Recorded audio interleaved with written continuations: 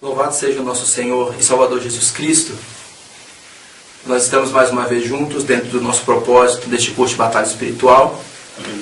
Chegamos neste desafio onde a quarta aula será ministrada, falaremos sobre os portais da alma. E é muito interessante frisar que foi dito na primeira aula, é impossível ministrarmos batalha espiritual na teoria. A partir do momento que nós começamos os primeiros passos a respeito desse tema, cada indivíduo começa a viver as suas experiências, começa a ter a manifestação real e verdadeira na sua própria vida de um processo de libertação.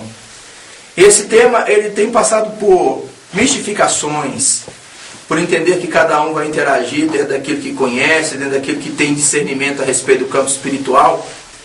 Mas quando nós iniciamos toda essa didática a respeito de batalha espiritual, se baseava no entendimento de que se o cristão, o indivíduo como ser, na sua essência, corpo, alma e espírito, não for curado, primeiramente nessa instância pessoal, seria mais ou menos que conceber um soldado doente. Você pegar um indivíduo que está enfermo e dar a ele arma, dar a ele escudo, capacete, dar a ele couraça, dar a ele até mesmo informações a respeito de batalha espiritual, de como ele vai se posicionar dentro deste campo, mas o indivíduo está doente. Ele não tem condições físicas para desempenhar o seu papel como soldado. Então, no primeiro nível de batalha espiritual, que hoje nós chegamos neste consenso da quarta aula, se entende que você já olhou para dentro de você já se entendeu como um ser, você já entendeu que as respostas estão dentro de você, estão no âmago da sua consciência, de que mesmo que Satanás, tendo domínio em tantas áreas deste mundo, na área financeira, no campo natural, ele tendo domínio de governos, ele não pode de maneira nenhuma tocar em você, a não ser que você esteja em pecado. E tudo coopera para o bem daqueles que estão em Cristo Jesus. Há um propósito em todas as coisas para a nossa vida.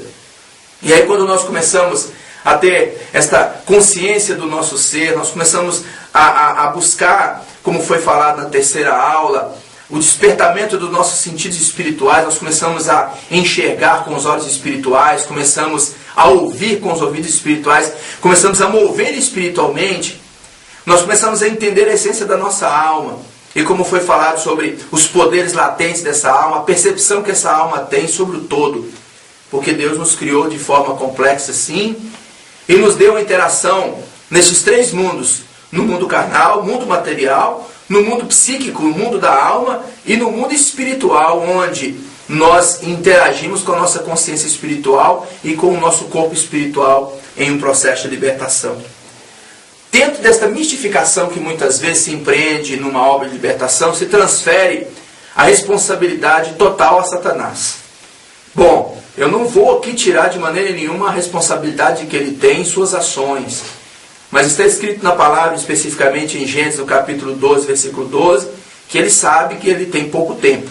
Ele sabe que o tempo é findo e ele tem, numa determinação da própria autoridade de Deus, um período para agir e um período para ser lançado no fogo do inferno, porque condenado ele já foi. E nós temos que entender que a nossa situação não está resolvida. A nossa situação está por resolver. E quando nós encontramos o caminho, ou seja, quando nós encontramos a Cristo, inicia-se uma obra que é chamada comumente de regeneração. E eu, dentro das minhas experiências no campo de batalha espiritual e de libertação, eu não tenho nenhuma dificuldade de dizer que a libertação é a regeneração. É aquilo que nós começamos a receber do Espírito Santo através da fundamentação da palavra nas nossas vidas. Ou seja, é o indivíduo espiritual que nasce para uma vida complexa, tanto no campo espiritual quanto no campo da sua própria alma. E aí esta alma passa a ser, como está no Salmo 24, um portal eterno. Está escrito assim: levantai-vos, ó portais eternos, para que entre o Rei da Glória. Quem é o Rei da Glória? O Senhor dos Exércitos. Nós, como almas, passamos a ser portas que se abrem para que o Evangelho de Cristo se manifeste através de nós. E não somente em palavras, mas se manifeste através da frutificação do nosso arrependimento, como diz muito bem João Batista. Nós frutificamos o nosso arrependimento, nós exteriorizamos o Evangelho em nossas vidas, nós trazemos algo de concreto para uma experiência espiritual e entendemos que a religião em si não muda a nossa vida. A religião muitas vezes nos torna alienados, nos torna presos, ignorantes a dogmas, a ritos, a manuais, a constituições, a doutrinas humanas. Mas quando nós entramos dentro de um consenso da obra de regeneração ou obra de libertação na nossa vida, nós começamos a compreender até mesmo a igreja de forma diferente, como sendo um organismo vivo. E nós fazemos parte deste organismo vivo. E da mesma maneira que o Senhor faz maldição até a terceira e quarta geração daqueles que o aborrecem, ou seja, a continuidade do pecado na vida de uma geração, Deus faz misericórdia em 1000 gerações daqueles que o obedecem. Ou seja, num dado momento a maldição é quebrada. Num dado momento o aborrecimento do coração de Deus é transformado numa motivação de graça. E aí esse indivíduo passa a ser uma porta aberta para o Evangelho naquela geração. Aí nós começamos a entender que maldições são quebradas, paradigmas são quebrados, esta obra de restauração completa do ser começa a se manifestar e esta alma começa a manifestar os seus atributos. Eu medito na palavra de Deus e encontro um momento onde, em Gênesis, na viração do dia, o Senhor Deus vinha até o jardim no Éden e ali ele conversava com Adão. E a palavra diz que Deus é Espírito e importa que nós o adoremos em espírito e em verdade. E eu comecei a meditar o que Adão tem ou tinha diferente de mim. O que o corpo de Adão, que foi criado pelas mãos de Deus, tinha? Qual membro, qual capacidade, qual percepção diferenciada da minha tinha Adão? Porque a palavra diz que havia um diálogo pessoal entre um ser carnal e um ser espiritual. Vejo também na transfiguração, onde Pedro observou que Cristo ali assumiu naquele momento o seu corpo de glória, juntamente com Moisés e Elias. E eu pude perceber que, na verdade, há uma dormência na nossa alma, há uma anulação dessa percepção em relação ao campo espiritual.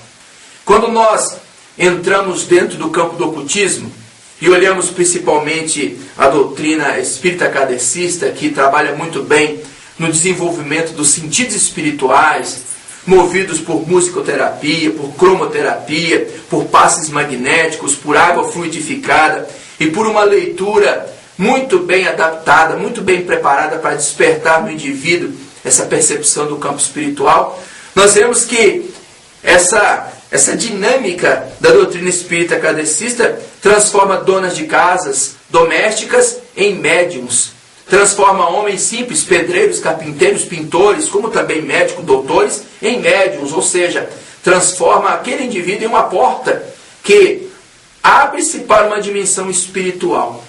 E foi muito interessante quando eu comecei a meditar em qual a diferença entre um médium e um profeta.